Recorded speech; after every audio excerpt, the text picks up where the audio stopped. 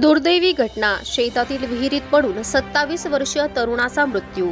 कोपरगाव तालुक्यातील करंजी येथे बुधवारी दुपारी अत्यंत दुर्दैवी घटना घडली असून शेतातील विहिरीत पाय घसरून पडल्याने एका 27 वर्षीय तरुणाचा मृत्यू झाला आहे। या घटनेमुळे परिसरात हळहळ व्यक्त होत आहे। मिळालेल्या माहितीनुसार करंजी येथील संदीप पुंजाराम डोके वय 27 हे दुपारच्या सुमारास शेतात कामासाठी गेले होते।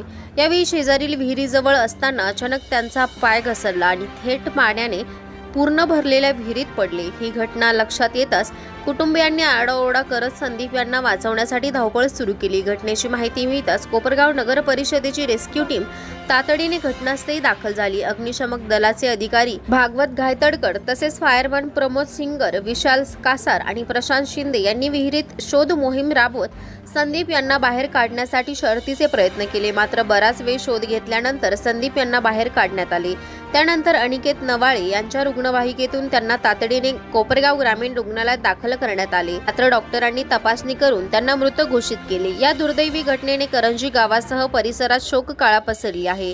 संदीप डोके यांच्या पश्चात पत्नी, आई, भाऊ आणि बहीण असा परिवार आहे। दरम्यान या प्रकरणी कोपरगाव तालुका पोलीस ठाण्यात नोंद करण्याची प्रक्रिया सुरू होती।